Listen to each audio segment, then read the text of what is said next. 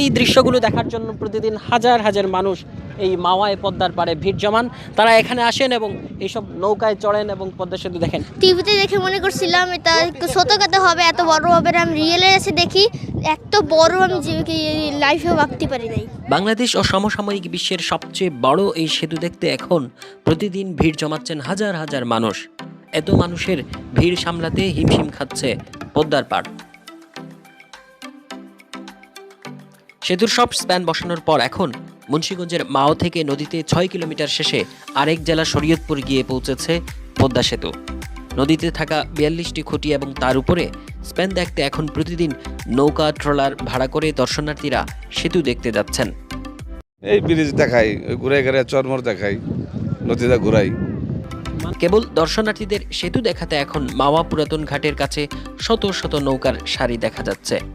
এসব নৌকা ট্রলারের মাঝিরা জনপ্রতি বা রিজার্ভ দুইভাবে পদ্মা সেতুর প্রথম থেকে শেষ খুঁটি পর্যন্ত ঘুরিয়ে দেখান।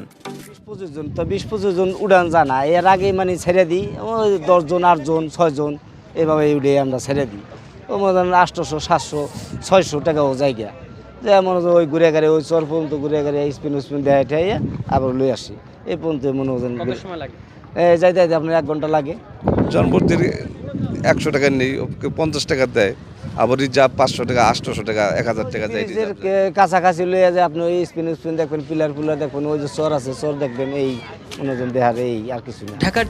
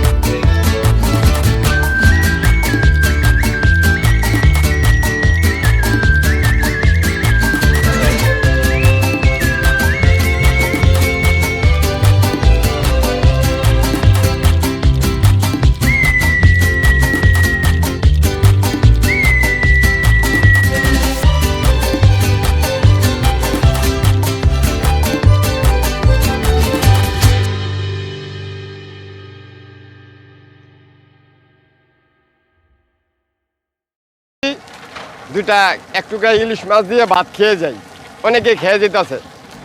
মাওয়া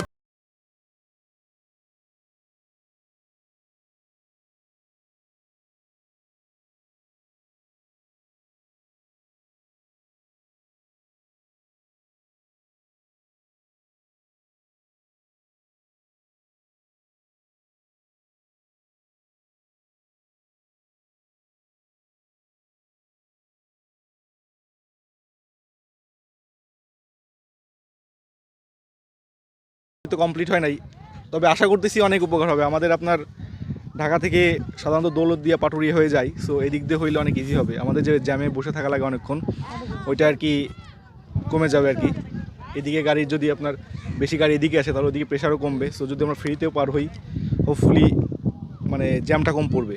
আর এদিক দিয়ে হয়ে গেলে তো আমরা ইনশাল্লাহ এদিক দিয়ে পার হইতে পারবো এবং উন্নয়ন হবে ইনশাল্লাহ, অনেক বেশি আশা করি। জানিয়ে দিচ্ছি পদ্মা সেতুর সবশেষ আপডেট। সেতুর সবশেষ অগ্রগতি 91.50%। মূল সেতুর 41টি স্প্যান বসানো শেষে এখন চলছে উপরে সড়ক ও ভেতরে রেলপথের কাজ। সেতুর 2917টি রোড স্ল্যাবের মধ্যে 1455টি অর্থাৎ 50% সড়ক পথ নির্মাণ শেষ। আর রেলওয়ের 2959টি স্ল্যাবের মধ্যে 2074টি বসানো শেষ, যা প্রায় 70%। প্রকল্পের সার্বিক অগ্রগতি 83%। Sabbir Ahmed, mobile journalist.